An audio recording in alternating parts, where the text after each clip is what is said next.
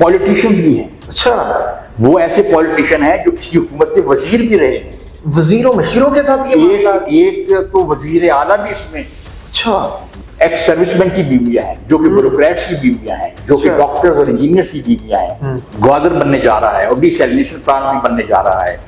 2007 तक तो इनके न्यूज लेटर्स जो इनकी वेबसाइट पे आते थे वो पढ़ के तो 2007-2008 तक तो किसी ने सोचा ही नहीं था कि ये जो है ये तबाही की तरफ जा रहा है। अच्छा, और जब 2007 के बाद ये खामोश हो गए तो न्यूज लेटर जो आया करते थे उसमें वो अपना पीसी ग्वादर का जिक्र करते थे, वो डिसैलिनेशन प्लांट का जिक्र करते थे, वो किसी हाईवे का जिक्र करते थे, अपने प्रोजेक्ट की डेवलपमेंट का, अपने प्रोजेक्ट की प्रोग्रेस के स्टेटस का जिक्र बंद हो गया था।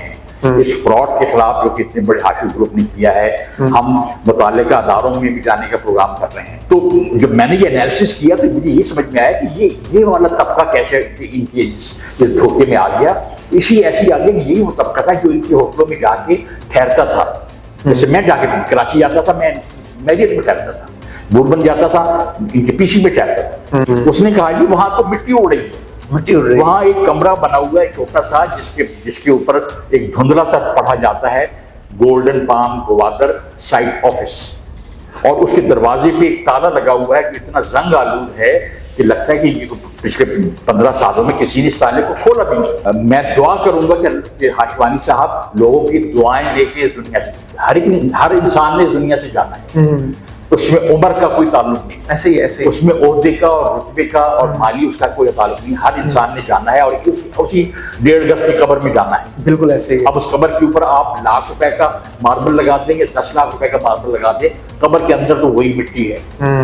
तो हाशवानी साहब ने भी दुनिया से जाना है, लेकिन हाशवानी साहब अगर लोगों की दुआएं लेके जाएंगे तो वो उनके हक में बेहतर है। वो अपने औलाद को, अपने बच्चों को जो इस कारोबार पे चला रहे हैं उनको समझाएं, उनको बताएं कि ये जब इतने बड़े बड़े कारोबार हैं और उसमें मुनाफा बख्श कारोबार हैं तो इसमें से मुनाफे के चक्कर से निकलें और लोगों का जो हक है वो दें, ताकि वो बददुआएं लेके ना जाए दुनिया से।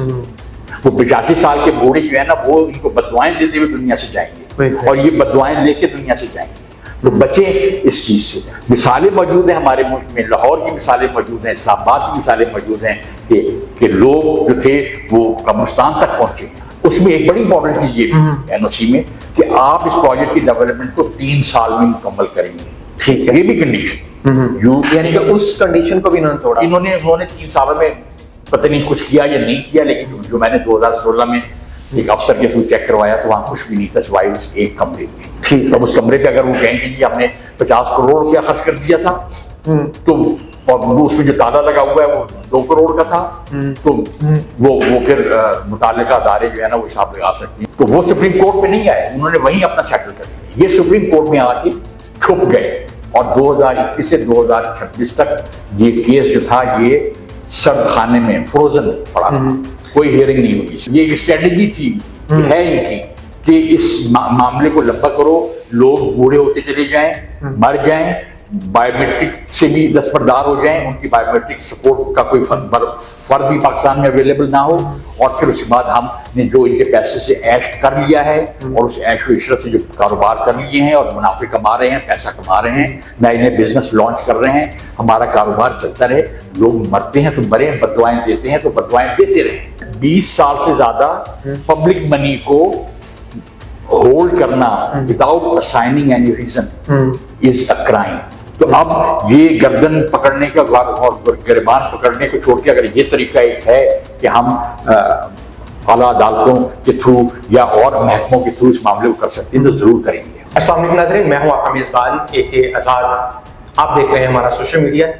नाज़रीन, पिछला पॉडकास्ट आपने देखा होगा जो कि हमने गोल्डन पाम सोसाइटी ग्वादर के हवाले से किया था। उसमें मंसूर साहब ने हमें तमाम पेचीदगियों के हवाले से बताया था कि उनके साथ ये फ्रॉड किस तरह से किया गया। आज हमारे साथ फ़हीम फ़रूकी साहब मौजूद हैं, हम उनसे बात करेंगे कि ये जो सारा मामला है इसमें कौन से लोग मुलव्वस हैं, इसके जो अफेक्टीज हैं वो किस तरह के लोग हैं, वो कौन सा तबका है। आज ये पाकिस्तान की तारीख का एक सबसे बड़ा स्कैंडल बन के सामने आया है। हम फहीम फरूकी साहब की तरफ बढ़ते हैं और उनसे इसकी तफसीलात जानते हैं। जी अस्सलाम वालेकुम सर। जी वालेकुम अस्सलाम। सर कैसे मिजाज हैं आप? जी अल्हम्दुलिल्लाह, अल्लाह का बड़ा शुक्र है। माशाल्लाह। अच्छा सर, जैसा कि मैंने इंट्रो में बताया है कि ये पाकिस्तानी तारीख का एक बड़ा स्कैंडल सामने आ रहा है, तो ये असल में बड़ा स्कैंडल होना नहीं चाहिए था, और इसमें जिस लेवल के बड़े लोग इन्वॉल्व थे और जिन बड़े लोगों के नाम पे और उनके कारोबारी नाम पे लोगों ने एतबार किया और एक लेवल ऑफ कॉन्फिडेंस के साथ इनके साथ उस बिजनेस में, उस कारोबार में चले।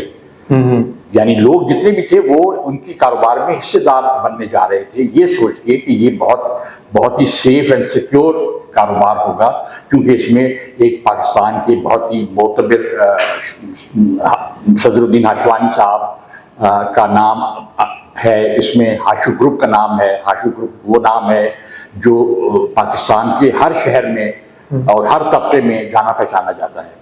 ऐसे ही सर पिछले पॉडकास्ट में मैंने इसका जिक्र किया था कि सच्ची बात है मुझे यकीन भी नहीं था उस वक्त, लेकिन अब जब मैंने तफसीलात जानी है, इसके बारे में खुद पढ़ा है कि कब से केस कहाँ पे है कहाँ पे नहीं है, मैंने मुतल्लिका पार्टी से भी रब्ता किया, तो ये लोग एक तरफ बहुत सी डोनेशन भी देते हैं, बहुत से अच्छे काम भी करते हैं, दूसरी तरफ इतनी बड़ी पर्सनैलिटी, पाकिस्तान की दूसरी अमीर तरीन शख्सियत, ये इनको ये चीजें किस तरह से जेब देती हैं और ये लोग किस तरह से इसमें अपने शिकंजे में लेके आते हैं? इसमें जो मेरा ख्याल है, जो मैं अब तक मैंने जो तहकीक की है, इसमें जब हम सदरुद्दीन हाशवानी साहब का नाम लेते हैं तो ये प्रोजेक्ट उनका ब्रेन चाइल्ड जरूर था, यकीनन था, और उस वक्त उन्होंने भी यही सोचा था कि पाकिस्तान की इकोनॉमी में एक मुस्बत पेशरफ्त करने के लिए हमें दुबई की तर्ज पे ऐसे शहर बसाने पड़ेंगे कि जहां पर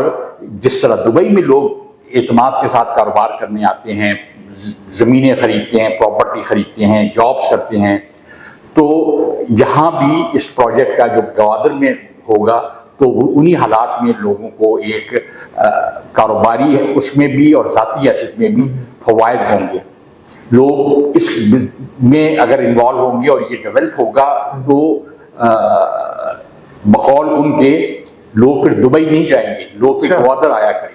अच्छा, ये सर सदरुद्दीन हाशवानी साहब का अपना एक आइडिया था या कि देखें, मैं तो गवर्नमेंट ऑफ पाकिस्तान ये कहूँगा गवर्नमेंट ऑफ पाकिस्तान ने तो पाकिस्तान के तमाम इस किस्म के इदारों को इनवाइट किया था कि आप लोग आए और गवादर में ये ज़मीनें हैं, इनको आबाद करें, इनको डेवलप करें और इसको उस तरीके से डेवलप करें जैसे कि दुबई और यूएई और कतर डेवलप हुए हैं, ताकि हम भी इस कारोबारी दुनिया की इस दौर में जहां लोग रिलैक्स करना भी चाहते हैं, जहां लोग कारोबार भी करना चाहते हैं, जहां लोग अपना पैसा जो है, अपना सरमाया जो है वो सेफली एंड सिक्योरली इन्वेस्ट भी करना चाहते हैं, तो हम भी वही माहौल दें। बात वहीं से शुरू हुई थी। लेकिन हाशवानी साहब का जो ब्रेन चाइल्ड जो ये प्रोजेक्ट था, ये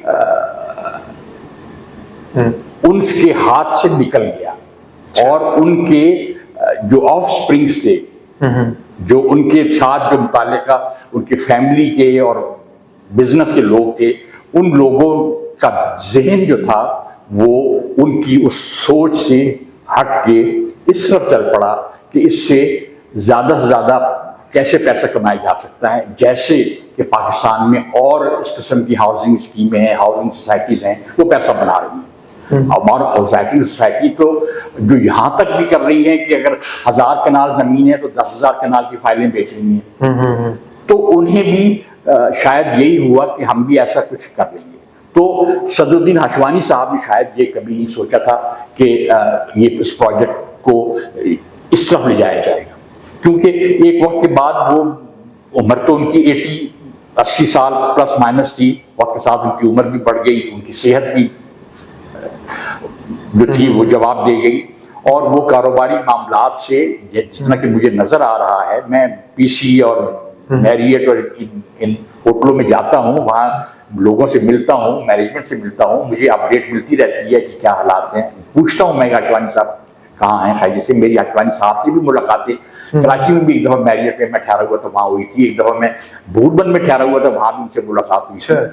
तो वो अपनी शख्सियत में बड़ी जामे शख्सियत थी और उनसे किसी को उम्मीद नहीं थी। मैं खुद भी गोल्डन पाम गवादर का एक विक्टिम हूँ। मैंने भी वहाँ प्लॉट खरीदे थे दो, और ये सोच के खरीदे थे कि याशवानी साहब इस सारे प्रोजेक्ट के रूह रवा हैं, लेकिन वक्त के साथ साथ ये उनकी जो रूह प्रोजेक्ट में से निकल गई। अच्छा, उनकी रूह इस प्रोजेक्ट से निकल गई है। मैं ये जानना चाहूंगा सर, इसमें कौन सी क्लास थी जिसने इन्वेस्टमेंट की थी? ये बड़ी इंपॉर्टेंट चीज है। देखिए, मैं खुद बाय क्वालिफिकेशन में इंजीनियर हूँ, बाय प्रोफेशन में बिजनेसमैन हूँ। मैं खुद भी ये एक कंपनी रन कर रहा हूँ जो कि प्रोजेक्ट्स करती है। I am a builder. मुझे पता है इस कारोबार की अप्स एंड डाउन्स, मुझे पता है कि इस कारोबार में फ्रॉड कैसे हो सकता है, और ये भी पता है कि इस कारोबार में बगैर फ्रॉड किए मुनाफा और प्रॉफिट कैसे कमाया जा सकता है। अच्छा, तो बात ये है कि आप ये समझिए कि मुझसे ऊपर आप किसी हाईएस्ट लेवल तक चले जाएं, वो लोग भी इस गवादर स्कीम की, हाशिम ग्रुप की इस प्रोजेक्ट के विक्टिम हैं, और मुझसे नीचे चले जाएं तो एक मजदूर तबका भी इसका विक्टिम। अच्छा, मजदूर तबके से शुरू होके और अब हाईएस्ट लेवल पे चले जाएं। आप चाहें तो हाईएस्ट लेवल के एक्स सर्विसमैन को देख लीजिए, वो इसमें उनके साथ भी फ्रॉड हो गया। ब्यूरोक्रेट्स हैं, अच्छा, उनके साथ भी फ्रॉड हो गया, वो भी इन्वॉल्व, वो भी इसमें शामिल हो गए थे आशवानी साहब के नाम की वजह से। इसमें प्रोफेशनल इंजीनियर्स हैं, डॉक्टर्स हैं, लेडी डॉक्टर्स हैं। इसमें मैं आपको बताऊं, इसमें पॉलिटिशियंस भी हैं। अच्छा, वो ऐसे पॉलिटिशियन हैं जो किसी हुकूमत के वजीर भी रहे हैं। वजीरों मशीरों के साथ ये एक तो वजीर आला भी इसमें। अच्छा, यानी जब हमने कहीं से कुछ डाटा कलेक्ट किया तो हमें नजर आया कि इसमें तो एक वजीर आला भी शामिल है, जिस बेचारे का ने भी इसमें पैसा इन्वेस्ट किया हुआ है। पता नहीं उसको उसके साथ क्या वादे किए हुए हैं इन्होंने, हो सकता है वो वल्लाहु आलम। लेकिन लेवल ये है कि अफसरान, एक्स सर्विसमैन भी हैं, सिविल ब्यूरोक्रेट्स भी हैं, लेकिन इस स्टेज पे आज 22 साल बाद दे आर रिटायर्ड। इस विक्टिम्स की लिस्ट में अगर आप देखें तो उसमें आपको नजर आएगा कि कोई भी विक्टिम, कोई भी अफेक्टेड है ना, वो 60 साल से कम का नहीं है। They are all 60+, 70+, 80+। यानी इस ग्रुप में एक बुजुर्ग जो कि रिटायर्ड ब्यूरोक्रेट हैं और डॉक्टर हैं, वो 85 ईयर्स के हैं। जब मेरी बात हुई तो उन्होंने मुझसे कहा कि बेटा, वो फोन पे तो वो समझे कि मैं शायद नौजवान हूँगा, बेटा वो मेरा तो अब अंगूठा भी बायोमेट्रिक में रीड नहीं होता। कल को अगर मुझे बुला के कहेंगे कि आप फलाने साहब हैं तो कंफर्म करें, तो मेरा बायोमेट्रिक जो है वो नहीं होता। मुझे बायोमेट्रिक जब अपना करवाना होता है तो मैं अपने किसी ब्लड रिलेशन को बैंक भी साथ लेके जाता हूँ, जो अपने बायोमेट्रिक से और फैमिली उससे सर्टिफिकेट से कंफर्म करते हैं कि मैं वही आदमी हूँ और मैं जिंदा मौजूद। तो आप देख लीजिए कि उम्र का भी वो लेवल है कि 85 ईयर्स की खवातीन भी हैं, 80 साल की खवातीन हैं। हैरान होंगे आप कि इसमें हाउसवाइफ बहुत हैं। अच्छा, वो खवातीन जो कि एक्स सर्विसमैन की बीवियां हैं, जो कि ब्यूरोक्रेट्स की बीवियां हैं, जो कि डॉक्टर्स और इंजीनियर्स की बीवियां हैं, जो कि फिर इस ग्रुप में फैमिलीज हैं पूरी, एक नहीं बहुत सारी, जिनके असल खरीदार, जिनकी विक्टिम थे, उनका वो वफात पा चुके हैं। सर यहाँ पर मेरे 2 क्वेश्चंस हैं। एक तो जिन लोगों ने यहाँ पर सरमायाकारी की थी, इन्वेस्टमेंट की थी अपनी, उन्होंने ख्वाब देखे थे हम ग्वादर में एक बड़ी अच्छी लोकेशन है, वहाँ पर हम अपना घर खरीद रहे हैं, हम कमर्शियल एरिया खरीद रहे हैं, हम प्लॉट खरीद रहे हैं, अपना घर बनाएंगे। तो चीज़ें उन्होंने सोची होंगी। किसी ने सोचा होगा कि हम शादी बच्चों की वहाँ पे जाके करें, किसी ने सोचा होगा हम प्लॉट सेल करके शादी करेंगे, और इसी तरह से उनके कुछ ख्वाब थे। अब वो बूढ़े हो गए हैं, वो ख्वाब उनके किधर गए? दूसरा मेरा जो मेजर क्वेश्चन है वो ये है कि जैसा आपने जिक्र किया कि इसमें बहुत गरीब तबका भी है, आम, जैसे आपने कहा मजदूर, हाउसवाइफ, और बहुत से पॉलिटिशियंस और ब्यूरोक्रेट्स लोग इस दर्जे के मौजूद है। ये इतने बड़े लोगों के साथ हाशवानी साहब ने, या हाशवानी साहब का ये प्रोजेक्ट जो है ये मिसहैप हो जाना, तो हमारे अदारे कहाँ पे है?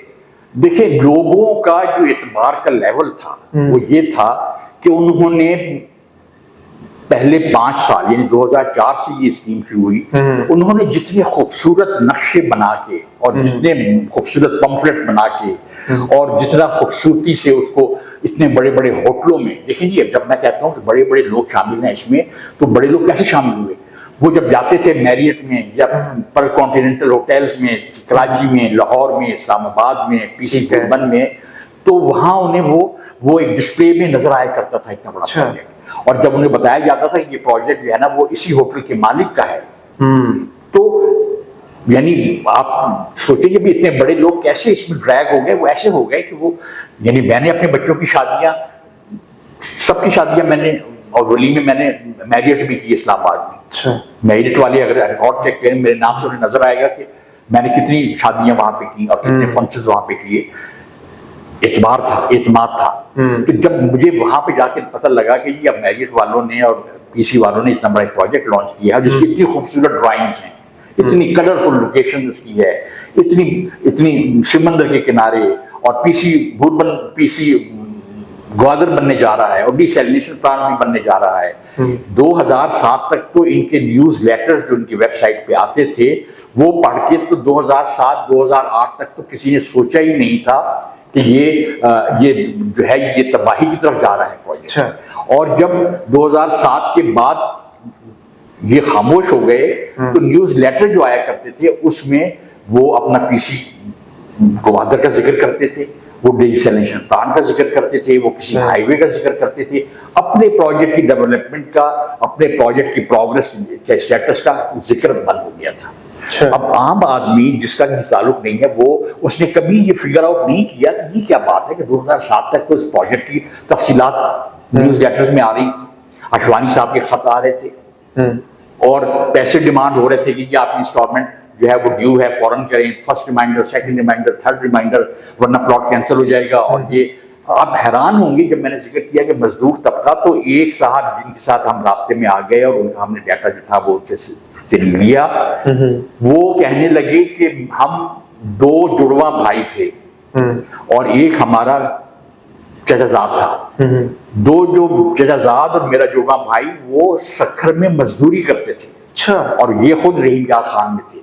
कहने जब मुझे रहीम खान से बहुत लोगों ने इस पे इन्वेस्ट किया हुआ इस प्रोजेक्ट, यानी कि पाकिस्तान भर से किसी भी शहर से, यू नेम इट, चकवाल से, रहीम यार खान से, खानिया से, मियां चन्नू से, और मुल्तान से, और सखर से, और हैदराबाद से, ठीक है, यानी पेशावर, मर्दान, आप हैरान होंगे कि कबायली इलाकों से लोगों ने किए हुए हैं।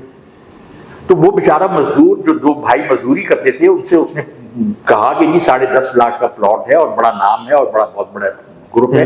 तो उन दोनों भाइयों ने वहां पर अपने जहां पे वो नौकरी करते थे उससे तनख्वाह एडवांस लेके 3-3 लाख जमा किए और अपने भाई को भेजे और उन्होंने 3-3 लाख डाल के 9 लाख रुपए अदा किए। और प्लॉट वो मजदूर वो मुझसे कहता है मैं कराची गया एक दफा अपने भाइयों से मिलने, जब मैं गया सखर तो मैं कराची गया, वहां गया तो उन्होंने कहा कि आपकी एक इंस्टॉलमेंट ड्यू है 3 साल से, आप वो पहले इंस्टॉलमेंट अपनी पे करें। प्रोजेक्ट का नहीं बताया उसको कि हम क्या एनओसी का क्या हुआ और डेवलपमेंट का क्या हुआ, कि वो इंस्टॉलमेंट पे करें वरना आपके ऊपर जुर्माना है। उनका क्या जुर्माना है कि आपका 1,35,000 रुपया जुर्माना हो गया है, सरचार्ज है लेट पेमेंट का। तो कहने लगे कि मैं भोला आदमी, मैंने 1,35,000 भी दे दिए। अच्छा। तो जब मैंने उसकी पेमेंट की रसीद देखी तो उसमें वाकई नजर आ रहा था कि 9 लाख तो वो जमीनों की दी और 1,35,000 उसने जुर्माना भी दे दिया था उनको। और उसके बाद वो कहते हैं वो दोनों भाई अभी भी मजदूरी कर रहे हैं और जो जो जो जो जो एक दूसरा भाई था वो बेचारे के वालिद की डेथ हो गई। प्लॉट उसने वालिद के नाम पे, वो नाम उसका नाम डाला था अपने वालिद का जॉइंट प्रॉपर्टी में, अब वो उसका विक्टिम है। तो हमारे पास तो ऐसे बहुत से विक्टिम्स के ग्रुप हैं कि जो जिनकी किसी की वालिदा ने, किसी की वालिद ने, किसी की वाइफ ने,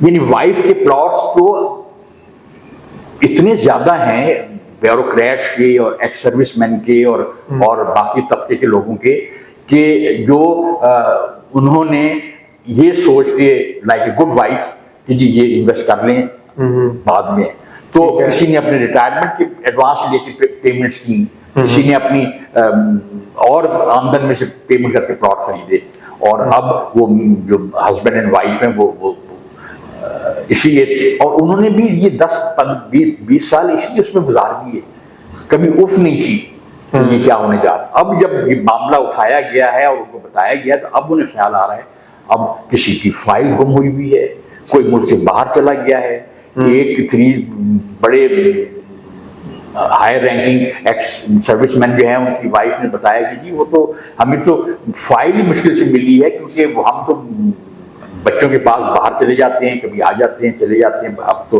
बच्चों ने कहीं फाइलें रख दी हैं, बड़ी मुश्किल से फाइल मिली है। तो लोगों की फाइलें जो है वो ट्रेस नहीं हो रही, लेकिन लोगों ने की है। जब हमने उनको बताया है कि इस धोखे के खिलाफ हम आवाज बुलंद करने जा रहे हैं, इस फ्रॉड के खिलाफ जो कि इतने बड़े हाशिर ग्रुप ने किया है, हम मुताल्लिका अदारों में भी जाने का प्रोग्राम कर रहे हैं। हमने इस मामले को हर फोरम पे उठाया है, ठीक है, और यही सबको बताया है कि इसको देखा जाए कि जिस इदारे को भी खत लिखते हैं उस इदारे के लोग इसके विक्टिम्स हैं। अच्छा, उन इदारों के लोग उनके विक्टिम्स हैं कि जो अब रिटायर हो गए हैं, जो बूढ़े हो गए हैं, जिनको ये भी याद नहीं कि वो कागजात कहाँ रखे हुए हैं। तो इन्होंने तो धोखे में और इसीलिए ये इतने बड़े यानी अपर मिडिल क्लास के ज्यादातर लोग इसमें इसलिए हैं कि वो क्लास जो कि पीसी और मैरियट में जाती थी डिनर करने, फंक्शन अटेंड करने, तो वो दे वर ट्रैप्ड। तो जब मैंने ये एनालिसिस किया तो मुझे ये समझ में आया कि ये वाला तबका कैसे इनके इस धोखे में आ गया। तो इसी ऐसी आ गया कि यही वो तबका था जो इनके होटलों में जाके ठहरता था। जैसे मैं जाके कराची जाता था, मैं मैरियट में ठहरता था, बुरबन जाता था, इनके पीसी में ठहरता था। मैंने फिर 2016 में अपने एक दोस्त को जो कि रिटायर्ड एक्स सर्विसमैन थे, उनसे मैंने जिक्र किया इस बात का, तो उन्होंने मुझे बताया कि उनका बेटा गवादर में पोस्टेड है। तो मैंने कहा जरा उससे कहें वहां मालूमात तो करें, 2016 की बात कि मालूमात तो करें कि वहां क्या हो रहा है, क्या हुआ है। अब तक मुझे जो खबरें मिल रही हैं कि वहां तो कुछ भी नहीं है, तो मुझे ग्राउंड रियलिटी पता चले। तो उन्होंने अपने बेटे से कहा, वो गया, तो उसने जो फीडबैक दिया उनको वो ये था कि वहां मौके पे जब उसने कहा कि जब मैंने गवादर वाले पीसी में जाके पूछा तो उन्होंने कहा जी हम होटल मैनेजमेंट के लोग हैं, हमें नहीं पता कुछ। हालांकि इसी होटल की मैनेजमेंट थी जो इश्तिहार लगा के ये प्लॉट बेच रही थी। अब उन्होंने कहा कि हमें कुछ नहीं पता।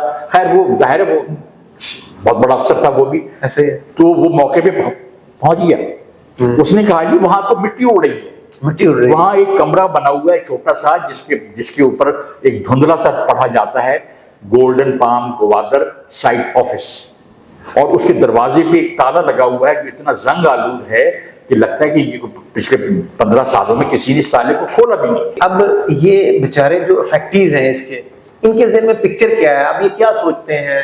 ये मुख्तलिफ अदारों में जाएंगे, इनको इनका राइट मिल पाएगा या नहीं? अब हाशवानी साहब आजकल के हालात में हाशवानी साहब तो मैं दुआ करूंगा कि हाशवानी साहब लोगों की दुआएं लेके इस दुनिया से, हर इंसान ने इस दुनिया से जाना है, उसमें उम्र का कोई ताल्लुक नहीं, ऐसे ही उसमें ओहदे का और रुतबे का और माली उसका कोई ताल्लुक नहीं। हर इंसान ने जाना है और उसी 1.5 गज की कब्र में जाना है। बिल्कुल ऐसे ही। अब उस कब्र के ऊपर आप लाख रुपए का मार्बल लगा देंगे, 10 लाख रुपए का मार्बल लगा दें, कब्र के अंदर तो वही मिट्टी है। तो हाशवानी साहब ने भी दुनिया से जाना है, लेकिन हाशवानी साहब अगर लोगों की दुआएं लेके जाएंगे तो वो उनके हक में बेहतर है। वो अपने औलाद को, अपने बच्चों को जो इस कारोबार पे चला रहे हैं उनको समझाएं, उनको बताएं कि ये जब इतने बड़े बड़े कारोबार हैं और उसमें मुनाफा बख्श कारोबार हैं, तो इसमें से मुनाफे के चक्कर से निकलें और लोगों का जो हक है वो दें, ताकि वो बददुआएं लेके ना जाए दुनिया से। वो 85 साल के बूढ़े जो है ना, वो इनको बददुआएं देते हुए दुनिया से जाएंगे और ये बददुआएं लेके दुनिया से जाएंगे। तो बचें इस चीज से। मिसालें मौजूद हैं हमारे मुल्क में, लाहौर की मिसालें मौजूद हैं, इस्लामाबाद की मिसालें मौजूद हैं कि लोग जो थे वो कब्रिस्तान तक पहुंचे हैं। अच्छा सर, आप ये नहीं होना चाहिए। बिल्कुल, आपने कहा कि हर तबके के लोग, हर शहर से लोग इसमें शामिल हैं, और मैं किसी ऐसे बंदे के बारे में जानना चाहूंगा जो बंदा बेचारे ने, जैसे आपने एक एग्जांपल दी कि 3 भाई थे मजदूर दर्जे के, इसी तरह से कोई हमारी बहनें बेटी हैं जिन्होंने ख्वाब देखे हुए कि हम अपनी शादियां करेंगे, हम अपने बच्चों की शादियां करेंगे, कोई ऐसा मुझे ऐसे गुजरांवाला के साहब से पता, उनकी वाइफ ने बताया कि जिस वक्त ये मैंने जिद करके ये प्लॉट बुक करवाया तो मेरे शौहर ने मुझसे कहा कि भाई ये पैसा तो आपको बचा के रखना है, 2-3 साल बाद ये बच्चियां हमारी बड़ी हो रही हैं, इनकी शादियां करनी होंगी, तो फिर पैसा कहाँ से आएगा? अच्छा, अभी तो ये मेरे पास मौजूद है, ये अगर वहां लगा देंगे। तो उनका ये ख्याल था कि नहीं, इतना बड़ा आशु ग्रुप है, उन्होंने कहा है कि हम 3 साल में मुकम्मल कर देंगे और बड़ा होगा तो इंशाल्लाह उसमें से हमें मुनाफा आएगा, तो आप बेफिक्र हो जाएं, बच्चियों की शादियां हो जाएंगी। वो भी बहुत ही लोअर मिडिल क्लास के साहब हैं, गरीब तबके से ताल्लुक। तो कहने लगे मैंने ये समझ के कि वाकई आशु ग्रुप और ये गवादर, तो मैंने वो पैसा जो था वहां लगा दिया। अब वो वक्त गुजर गया कि बच्चियों की शादियां जो थी वो मुझे कर्ज उधार करके लोगों से, बैंक से कर्जा लेके करनी पड़ी हैं, जिसका आज तक मैं बैंक के कर्जों के ऊपर, इवन बकौल उनके जो उनके दोस्तों ने भी कर्ज दिया, उन्होंने भी उस हिसाब से दिया कि आप हमें इसका इतना वापस करेंगे। तो ये और ऐसी बहुत सी मिसालें हैं। अब मैं अब ये मिसालें देना शुरू करूँ तो ये बात जो है बहुत लंबी हो जाएगी, तो मैं तो एक एक मिसाल दे के इसको समेटना चाह रहा हूँ। तो इसमें हर तबके के लोग हैं, upper middle class, elite class, upper middle class, middle class, lower middle class और लोएस्ट क्लास, सब इसमें शामिल हैं और सब ने आशु ग्रुप के नाम पे इसमें हिस्सा लिया। तो सर आज की डेट में आप इस प्रोजेक्ट को कहाँ पे देखते हैं? आपने किन किन अदारों से राब्ता कर रखा है? आज ये केस, वो तो सारी बात है, जो इनकी मैनेजर साहब हैं, मुझे पता चला था उन्होंने तो कहा कि सुप्रीम कोर्ट में केस है, जबकि मुझे पता चला कि ये इसमें देखिए जी, वो हुआ ये कि जब गवादर डेवलपमेंट अथॉरिटी ने इनका एनओसी सस्पेंड किया तो उसकी वजूहात थी, ठीक है, जो मुझे वहां के ही एक आला अफसर ने, मैंने उनको एक खत लिखा था जब 2016 को मुझे वहां का फीडबैक मिला, तो मैंने गवादर डेवलपमेंट अथॉरिटी को खत लिखा कि आप मुझे बताएं कि मेरे ये प्लॉट हैं दो, ये क्या आपके रिकॉर्ड के हिसाब से आपके पास रजिस्टर्ड हैं? तो मुझे बाकायदा उस वक्त गवादर डेवलपमेंट अथॉरिटी के टाउन प्लानिंग के अफसर का लेटर आया कि जी आप ये प्लॉट नंबर ये हमारे गोल्डन पाम गवादर में रजिस्टर्ड है। तो बाकायदा लेटर की हेडिंग थी एक्नॉलेजमेंट ऑफ लैंड, तो वो रिकॉर्ड मेरे पास मौजूद है, ठीक है, मेरे 2 प्लॉट्स का। उसके बाद जब 2026 में मैंने दोबारा गवादर डेवलपमेंट अथॉरिटी, मुझे पता चला कि मामला वो अदालतों में चला गया है, तो मैंने फिर गवादर डेवलपमेंट अथॉरिटी को लिखा कि आप मुझे बताएं कि क्या स्टेटस है इसका। तो मेरे पास वो लेटर मौजूद है, इस वक्त भी मेरे मोबाइल में उसकी कॉपी मौजूद है, जिसमें मुझे जवाब में, लंबा लेटर है लेकिन जो एक उसमें एक पैराग्राफ है, ये था कि गवादर डेवलपमेंट अथॉरिटी ने जब इनका एनओसी सस्पेंड कर दिया तो ये उसके खिलाफ इन्होंने बलूचिस्तान हाई कोर्ट में केस पिटीशन दायर कर दी। ये बरसहा बरस ये केस वहां पे इन्होंने चलाया, आहिस्ता आहिस्ता चलाया, रोक के रखा, लेकिन अदालतों का भी एक हद तक है, फिर उनका वकार जब मजरू होने लगता है अदालत का, तो उन्हें फिर केस को लगाना पड़ता है। तो वो केस लगा और ये वो केस हार गए।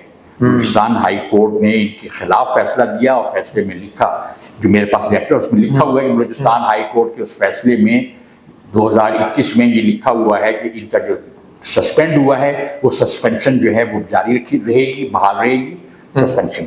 दूसरा, उन्होंने कहा कि जी इन्होंने जिन ज़मीनों की ओनरशिप का दावा किया है वो ज़मीनें जिसमें बाकायदा वो अनकरा जनूबी के जो नंबर हैं ज़मीनों के, उसके साथ उस लेटर में लिखा हुआ है कि ये ज़मीनें 12,000 एकड़, जिसमें लिखा हुआ है कि जिसमें गोल्डन पाम गवादर की भी ज़मीन शामिल है, ठीक है, वो बलूचिस्तान हाई कोर्ट के ऑर्डर के मुताबिक बलूचिस्तान हुकूमत के नाम पे ट्रांसफर कर दी गई है। अच्छा, तो एज ऑफ नाउ इनके पास कोई जमीन नहीं है, इनके पास कोई जमीन नहीं है और कोई एनओसी नहीं है। अब जब फरवरी 2026 में मैंने दोबारा उनको लेटर लिखा तो उसके जवाब में जो जवाब आया, तो मैंने जब उस जवाब में जो मैंने फोन किया, वहां एक साहब जो जिनका फोन नंबर था, जिन्होंने मुझे बड़ी शफकत के साथ, हमारे इदारे जो हैं वो काम सही करते हैं, लेकिन अदारों के सही काम करने में ज़रूरी है कि ऊपर उनके अदारे में भी अफसर भी सही हो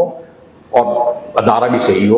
उन्होंने मुझे फ़ोन पे, मुझे व्हाट्सएप पे किया वो जवाब, क्योंकि बलूचिस्तान से खत आते आते 10 दिन लगते हैं, क्योंकि सरकारी खत जो है वो कोरियर से नहीं आता, पाकिस्तान पोस्ट से आता है। तो उन्होंने मुझे वो खत जो था वो बाकायदा व्हाट्सएप किया, तो मेरे पास उनका व्हाट्सएप नंबर आ गया, मैंने उन्हें कॉल की मैंने कहा सिर्फ इतना बता दें कि एनओसी आपने सस्पेंड किया, बलूचिस्तान हाईकोर्ट ने सस्पेंशन को बहाल रखा, तो सस्पेंड क्यों हुआ? कहने लगे कि जी एनओसी जब इशू होता है किसी कंपनी को तो वो कहते हैं मुझे ये कंपनी नहीं, बहुत कंपनियां जिन्होंने एनओसी के लिए अप्लाई किया उनको एनओसी मिले। ठीक है। उसमें होता ये भी आपके पास जमीन होनी चाहिए, आपने दिखाना है कि ये जमीन है हमारे पास। ठीक है।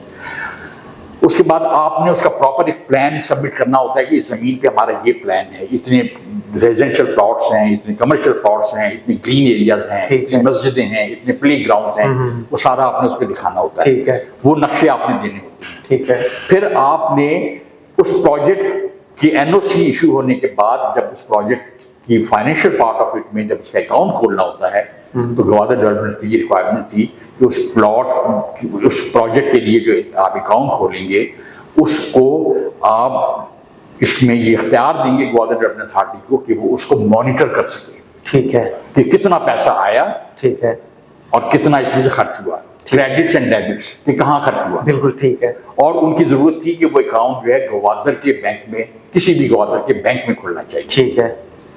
इन्होंने वो अकाउंट गवादर में नहीं खोला, इन्होंने वो अकाउंट कराची में खोला। गवादर की बजाय कराची में पैसा खोला और associated builders private limited Karachi के नाम का अकाउंट खोला और सारे जितने भी पैसे हैं, पेमेंट्स हुई हैं, लोगों ने की हैं, वो उन्हीं के अकाउंट में गई हैं मुख्तलिफ बैंकों में। ठीक है। बहुत से अब बैंकों में मैं नाम नहीं लूंगा, लेकिन 3-4 ठीक है सर, जिसमें कि उनके अकाउंट थे और वहां उन्होंने पैसे मंगवाए, वहां पैसे जमा। ठीक है। नंबर 4 उनकी रिक्वायरमेंट थी कि जो जमीनें आप ये है इसमें से 20 to 25% जमीन आप प्लेज करेंगे गवादर डेवलपमेंट अथॉरिटी को। ठीक है। As a security. बिल्कुल। एक होता है सिक्योरिटी डिपॉजिट कि आप इतना पैसा देंगे। अब क्योंकि ये जमीनों का मामला था तो वो था कि इतनी जमीन आप प्लेज करेंगे। ठीक है। इन्होंने हर सोसाइटी में कुछ प्लॉट्स होते हैं जो प्लेज करवाए, उन्होंने वो जमीन भी प्लेज नहीं की। ठीक है। वो जमीन भी प्लेज नहीं की। तो उन्होंने फिर उनका ये था कि जब भी आप इस प्लान्स को चेंज करेंगे आप हमसे शेयर करेंगे। ठीक है। कि आपने इसमें ग्रीन एरिया तो चेंज नहीं किए, कमर्शियल तो नहीं चेंज किए, प्लॉट साइज या प्लॉट ये प्लानिंग को चेंज करते रहे, नक्शे बार बार भेजते रहे, प्लॉट नंबर भी चेंज करते रहे। ठीक है। और ये सारी चेंजेस को कभी भी इन्होंने गवादर डेवलपमेंट अथॉरिटी के टाउन प्लानिंग डिपार्टमेंट से शेयर नहीं किया। अच्छा सर, अगर ये अपनी तीनों चारों रिक्वायरमेंट्स पूरी करते हैं, पूरी करके वहां पर जमा करवा देते हैं, सबमिट करवा देते हैं, तो क्या ये चांसेस हैं कि जो इनका एनओसी कैंसिल हुआ है वो दोबारा से बहाल हो जाए? देखिए, मेरी जब बात हो रही थी गवादर डेवलपमेंट अथॉरिटी के अफसर से, उसने कहा कि हमारे पास ऐसी मिसालें मौजूद हैं हाउसिंग स्कीमों की कि जिनकी हमने एनओसी इन्हीं वजूहात पे सस्पेंड किए थे और उन्होंने बलूचिस्तान हाई कोर्ट में जाके इसके खिलाफ दावा किया था और उन्होंने फिर वहां हाई कोर्ट में ये चीज विद एफिडेविट ये सबमिट की कि जी हमें इतना टाइम दे दिया जाए। ठीक है। तो हम इतने वक्त में ये सारी रिक्वायरमेंट पूरी कर देंगे। पूरी कर देंगे। तो बलूचिस्तान हाई कोर्ट ने कंडीशनल उनको उनके एनओसी की बहाली के लिए जीडीओ को ऑर्डर दे दिए। ठीक है। इतने अरसे आप इनको दे दीजिए, ये सारी चीजें पूरी कर देंगे तो इनका एनओसी बहाल हो जाए और रहेगा और ये अपना करेंगे। उसमें एक बड़ी इंपॉर्टेंट चीज ये भी एनओसी में कि आप इस प्रोजेक्ट की डेवलपमेंट को 3 साल में मुकम्मल करेंगे। ठीक है। ये भी कंडीशन यानी कि उस कंडीशन को भी इन्होंने तोड़ा। इन्होंने 3 सालों में पता नहीं कुछ किया या नहीं किया, लेकिन जो मैंने 2016 में एक अफसर के थ्रू चेक करवाया तो वहां कुछ भी नहीं था सिवाय उस एक कमरे के। ठीक। तो उस कमरे पे अगर वो कहेंगे कि हमने 50 करोड़ रुपया खर्च कर दिया था तो और उसमें जो ताला लगा हुआ है वो 2 करोड़ का था तो वो फिर मुतालिका अदारे जो है ना वो हिसाब लगा सकते हैं कि वाकई ये जितने की थी या नहीं थी। तो मकसद ये है कि जिन कंपनियों ने इन चीजों का पूरा किया उनके एनओसी बहाल हुए, वो आजकल वहां काम कर रहे हैं, उनके यहाँ सेल परचेज हो रही है। ठीक है। हो रही है और वो उस टाइम के अंदर वो पाबंद है ये सारी चीजें पूरी करने के और नहीं करेंगे तो वो सुप्रीम कोर्ट में नहीं आए, उन्होंने वहीं अपना सेटल कर लिया। ये सुप्रीम कोर्ट में आके छुप गए। हाँ जी। They have sought refuge in Supreme Court of Pakistan. 2021 में ये आए, इन्होंने यहाँ के बहुत बड़े बड़े वकील किए और 2021 से 2026 तक ये केस जो था ये सर्द खाने में फ्रोजन पड़ा था, कोई हियरिंग नहीं हुई। आज की डेट तक अगर मैं जो इस केस को मजीद समझा हूँ, अंडरस्टैंड किया है कि बजाय इसके कि उनकी रिक्वायरमेंट पूरा करने के ये केस को ये अदालतों में ले आए। ये एक स्ट्रेटेजी थी इनकी, है इनकी कि इस मामले को लंबा करो, लोग बूढ़े होते चले जाएं, मर जाएं, बायोमेट्रिक से भी दस्तबरदार हो जाएं, उनकी बायोमेट्रिक सपोर्ट का कोई फर्द भी पाकिस्तान में अवेलेबल ना हो, और फिर उसके बाद हमने जो इनके पैसे से ऐश कर लिया है और उस ऐश व इशरत से जो कारोबार कर लिए हैं और मुनाफे कमा रहे हैं, पैसा कमा रहे हैं, नए नए बिजनेस लॉन्च कर रहे हैं, हमारा कारोबार चलता रहे। लोग मरते हैं तो मरे, बददुआएं देते हैं तो बददुआएं देते रहे। सर एज पर लॉ क्या ये एक प्रोजेक्ट का जो पैसा है वो किसी दूसरे प्रोजेक्ट में बिल्कुल नहीं कर सकते हैं। जो जीडीए की रिक्वायरमेंट थी कि गवादर में अकाउंट खोल लें और वो उसको मॉनिटर करेंगे, वो इसीलिए थी कि इस प्रोजेक्ट के पैसे को कहीं और इस्तेमाल ना करें। इनका तो डे वन से ही बदनीयती पे था। जब तक सदरुद्दीन हशमानी साहब एक्टिव थे, बहोश हवास अपने कारोबार को देख रहे थे, उस वक्त तक तो शायद उन्होंने मामला को ठीक रखा। बाद में वो 2007 के बाद ये सब मुल्क से चले गए थे। अच्छा, ये मुल्क से बाहर क्यों फरार हो गए थे सारे? उसकी क्या वजह थे? वो वजूहत मुझे नहीं पता। अच्छा, हाँ, वो भी कोई उनसे ऊंचे लेवल पे वो झगड़ा हो गया होगा इनका, किसी को नाराज, यानी कि इस तरह के मामला इनके ऑलरेडी हैं, बहुत से होंगे। आप एआई पे आजकल तो एआई पे आप जाएं तो आप किसी का नाम लिखिए, सारी मालूमात वो आपको दे देगा। इनके एआई पे जाएं, इनके कारोबार का सवाल करें, आपको वो सारे कारोबार भी एआई पे पता लग जाएंगे। और कारोबार में अगर आप देखें इनके डिस्प्यूट्स क्या हैं, वो आपको डिस्प्यूट्स भी बता देंगे कि इनके कहाँ कहाँ दुनिया में और पाकिस्तान में और पता नहीं चांद पे भी इनके झगड़े चल रहे हों, ये आपको एआई पे मिल जाएंगे। तो अब आज के दौर में तो कोई अपनी चीज को छुपा नहीं सकता। बिल्कुल ऐसे ही हर चीज जो है वो एआई, क्योंकि एक में खत लिखा है मैंने सुप्रीम कोर्ट को, मैं हैरान हुआ कि एआई में ये भी एक पैराग्राफ आ गया था कि people have a choice to write letter to supreme Court of Pakistan. कि दैट मींस कि उन एआई ने ये चीज पिक कर ली कि हाँ भी somebody has written a letter to supreme court Pakistan. और जब सुप्रीम कोर्ट से रजिस्ट्रार ने मुझे जवाब में खत भेजा वापस कि ये आईनी कोर्ट में चला गया, मैंने उनको भी खत लिखा। तो एआई पे ये भी करेक्शन आ गई बाद में कि अब ये केस को आप एआई में आई कीजिए, अब आप इसको कॉन्स्टिट्यूशन कोर्ट ऑफ पाकिस्तान में फॉलो अप कर सकते हैं। अच्छा सर, अब ज़रीब बात है इनके कुछ ना कुछ मैनेजर लेवल के लोग होंगे जिस प्रोजेक्ट को देख रहे होंगे, लाहौर में भी होंगे, ग्वादर में भी इनके लोग हैं, लोग मुलाजमीन तो इनके बहुत हैं। एक लाइन है इस प्रोजेक्ट को जो देख रहे हैं, लेकिन इस प्रोजेक्ट को देखने के में सिवाय एक खातून के जिनकी शायद आपकी से भी आपकी उनसे बात हुई थी, जी जी, वही बस एक जिम्मेदार हैं जो किसी फोन कॉल का जवाब देती हैं। बाकी लोग और फोन कॉल पे उनका जवाब जो है वो पिछले 15-16 साल से एक ही है कि केस अदालत में लगा हुआ है, केस अदालत में लगा हुआ है, बस एक ही जवाब है। तो सर आप डेवलपमेंट क्या हुई, कोई जवाब नहीं। उनसे पूछो कि भाई हमने पैसा बैंक में जमा करवाया था तो कोई डेबिट क्रेडिट क्या कोई बता सकती है कि वहां पे पैसा अकाउंट में है या नहीं है? हर बेत का एक ही जवाब है कि जी केस अदालत में लगा। तो ये बात भी एआई पे अगर आप चेक करें जाके कि 20 साल से ज्यादा पब्लिक मनी को होल्ड करना without any reason is a crime by law.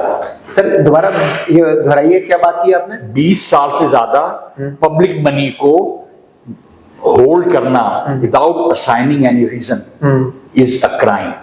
Sir इसकी आप अलहदा से एक एप्लीकेशन क्यों नहीं देते? देखिए एप्लीकेशन वाली कहानी तो इंशाल्लाह चल रही है और आगे भी चलेगी। ठीक है, ठीक है। और इस वक्त जो अदारे इस मामले में बहुत सरगर्म हैं और खास तौर पे इन धोखे फ्रॉड के ऊपर सरगर्म हैं, बिल्कुल वो अदारे जो हैं वो अब they are after these cases of deceit and deception, fraud और धोखा। ठीक है। और वो अब हर एक पे हाथ डाल रहे हैं।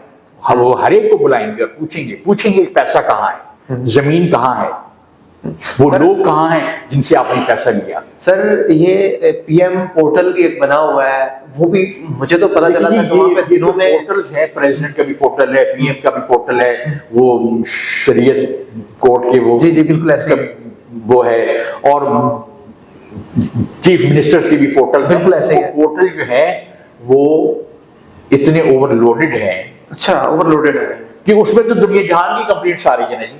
तो कौन उनको सॉर्ट आउट करेगा, कौन उसके ऊपर एक्शन लेना शुरू करेगा, उसका भी मैं बता दूं। एक हमारे मेंबर हैं लाहौर के, उन्होंने प्रेसिडेंट ऑफ पाकिस्तान को अपनी दरखास्त भेजी आज से 2 साल पहले। ठीक है। वो दरखास्त प्रेसिडेंट साहब को चली गई। प्रेसिडेंट साहब के स्टाफ ने देखी हुई कि क्योंकि प्रेसिडेंट साहब ने कहा हुआ है कि भाई इस किस्म के मामलात में जरा मेरा नाम आना चाहिए कि मैं कुछ कर रहा हूँ। उन्होंने अपने स्टाफ से कहा कि भी ऐसी कोई दरखास्त आती है तो मुताल्लिका इलाके के डिप्टी कमिश्नर को भेज दिया करो। ठीक है। कहने कि मेरी वो कंप्लेंट जो थी वो आ गई डिप्टी कमिश्नर लाहौर में। ठीक है। डिप्टी कमिश्नर ने वो दरखास्त जो थी मेरी उनके ऑफिस से मुझे फोन आया कि ये आपकी दरखास्त है, वो आई है प्रेसिडेंट पाकिस्तान के दफ्तर से, आपकी कंप्लेंट है regarding your fraud with you. तो वो केस की दरखास्त हमने DIG इन्वेस्टिगेशन को भेज दी है, वो आपसे रब्ता करेंगे। ठीक है। कह लेंगे फिर हफ्ता गुजरा, DIG के ऑफिस से किसी का फोन आया कि आपकी जो दरखास्त है वो हमने मुताल्लिका थाने में भेज दी है। मुताल्लिका थाने का मतलब ये है कि अगर उन्होंने दरखास्त में लिखा था कि मैं PC लाहौर में मैंने ये जमीन खरीदी थी, पेमेंट की थी, तो PC लाहौर आता है रेस कोर्स ग्राउंड के थाने। ठीक है। तो रेस कोर्स ग्राउंड के थाने में उनकी एप्लीकेशन आ गई। ठीक है। SHO साहब ने इनको बुलाया कि भी आप आ जाइए, आपकी दरखास्त। ठीक है। कहने लगे मैं गया, पूरी दरखास्त उन्होंने मुझसे मेरी पढ़ी, मुझसे सवाल जवाब किए, उसके ऊपर अपनी कुछ नोटिंग लिखी। ठीक है। और मुझे वापस भेज दिया। ठीक है। कहने लगे कि 10 दिन बाद मुझे लेटर आ गया वहां से कि जी आपका ये केस जो है ये हमारे दायरे इख्तियार से बाहर है। अच्छा। आप मुताल्लिका अदालत से रजू करें, ये लिखा हुआ। अब मुताल्लिका अदालत से मुराद उनकी क्या थी कि ग्वादर में जो अदालत है, जहाँ जमीन है, जहाँ प्रॉपर्टी होती है, वही अदालत मुताल्लिक होती है। ग्वादर की अदालत में जाएं।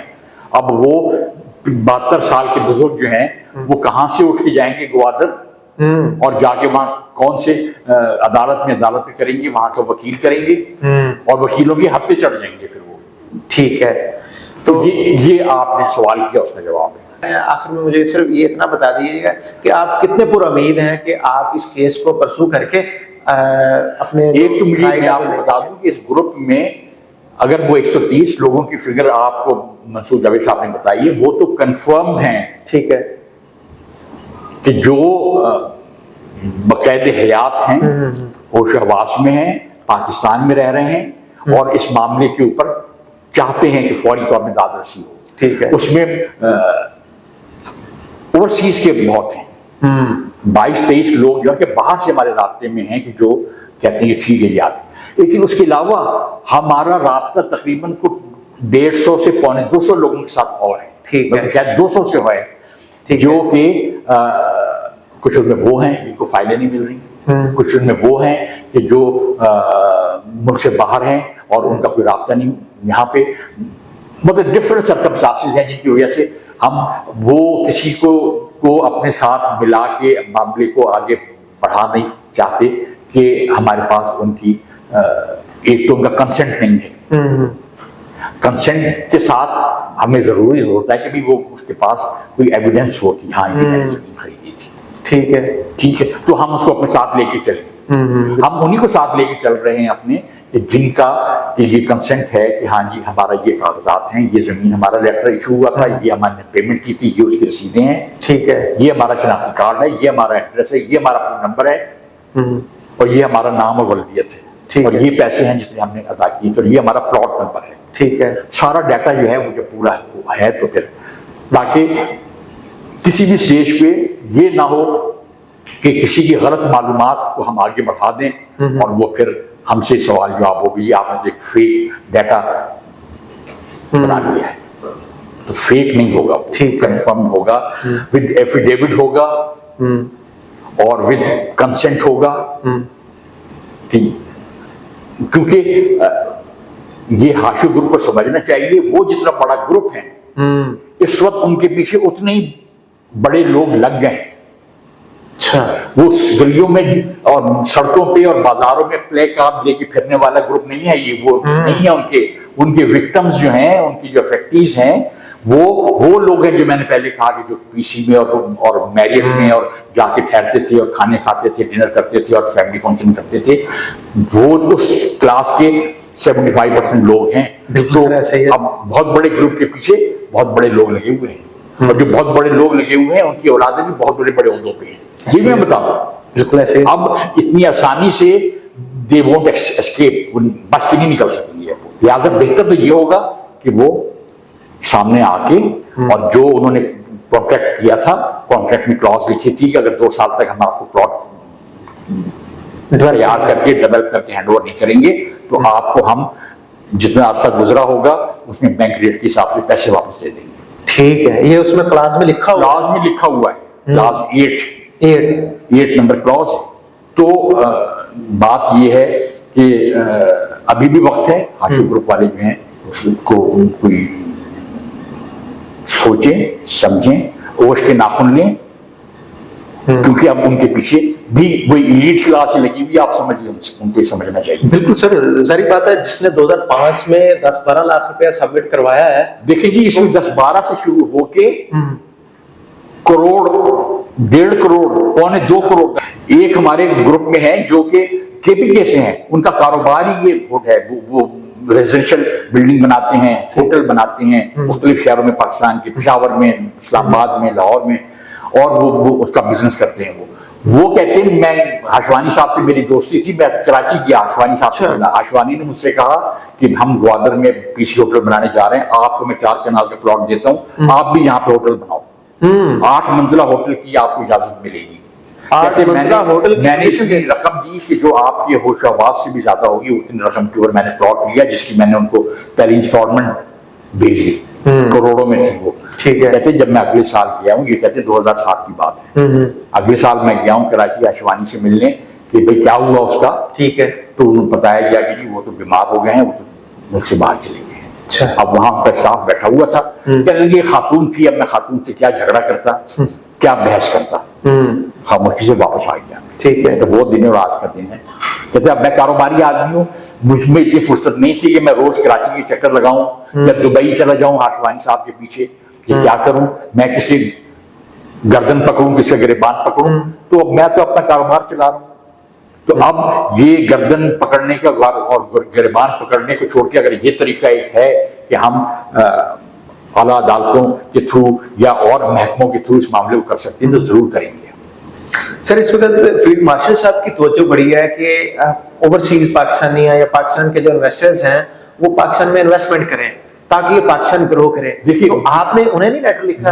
हमने फील्ड मार्शल को खत लिखा था। अच्छा, लेकिन जाहिर फील्ड मार्शल का ऑफिस जो है वो अगर हर मामले को टेक अप करना शुरू कर दे तो उनके लिए पाकिस्तान के और दिफाई अदारों के और बहुत मामला हैं जिसमें बड़ी कारकर्दगी दिखा रहे हैं। ठीक है, ऐसे भी, और वो हम नहीं चाहते कि वो ये मुल्की इन मामला को उलझे। लेकिन फील्ड मार्शल साहब ने जो जैसे चेयरमैन नैब है या एंटी करप्शन का महकमा है या FIA का महकमा है या नादरा का महकमा है, इन महकमों को ये कहा है कि जहां कहीं भी वो धोखा और फ्रॉड नजर आए, they should take immediate action. और वो इमीडिएट एक्शंस आपको पाकिस्तान में नजर आ रहे हैं। आज की नस्ल जो नौजवान है वो कहीं पे इन्वेस्ट करना चाह रही है, वो क्या क्राइटेरिया देख के किसी जगह पर प्रॉपर्टी में इन्वेस्ट करें ताकि वो आपके इस पूरे प्रोजेक्ट से कुछ लर्निंग हासिल कर सकें? मैं ये कहूंगा कि अगर अब लोग प्रॉपर्टी में जाने की कोशिश करते हैं तो मैं एज ए जाती मेरा DHA इज द सेफेस्ट। अच्छा, बाकियों के बारे में अभी भी कुछ नहीं कहा जा सकता। अब जो चेयरमैन नैब ने ऑर्डर कर दिया कि फाइल की सेल परचेज बंद, तो आप समझे 60% तो फ्रॉड वहां खुद ब खुद खत्म हो जाएगा, मर जाएगा। बिल्कुल ठीक है सर। जमीन ऑन ग्राउंड उसका सौदा होगा, उसका पैसे होंगे। यानी कि मैं आपकी बात से ये समझाऊं कि अगर किसी बंदे ने प्रॉपर्टी में इन्वेस्ट करना है ऑन ग्राउंड बजाय के फाइल पे आप वो इन्वेस्ट करें, ऑन ग्राउंड सिर्फ प्लॉट परचेज करेंगे तो बेस्ट जो है वो मेरे हिसाब से, मैं खुद भी DHA में, DHA से मेरा ताल्लुक है कि DHA is the safest, neat and clean across the board, कोई उसमें किसी किस्म की 0.1% भी, वरना हमारे यहाँ तो फ्रॉड में तो कागजात में क्या कुछ हो जाता है, और ओवरसीज वाले इसलिए परेशान होते हैं कि यहाँ पता नहीं उनकी गैर मौजूदगी में उनके साथ क्या हो जाए, और होता है बाद में उन्हें पता चलता है कि हमारी जो जमीन यहाँ से उधर हो गई, उधर से उधर हो गई। बहुत शुक्रिया सर। गोल्डन पाम ग्वादर जो एक प्रोजेक्ट है उसके बारे में आपने मुबैना फ्रॉड का जितनी भी डिटेल इंफॉर्मेशन थी आपने वो प्रोवाइड करने की कोशिश की। हम अब नाजरीन पे छोड़ते हैं कि वो इस प्रोजेक्ट में होने वाली जो फ्रॉड है, गलतफहमियां हैं, उसको किस तरह से देखते हैं। मुझे कमेंट सेक्शन में अपनी राय से जरूर आगाह कीजिएगा। देखते रहिए हमारा सोशल मीडिया। मुझे अपने मेजबान AK आजाद को इजाजत दीजिए। अल्लाह के बाद, अल्लाह हाफिज।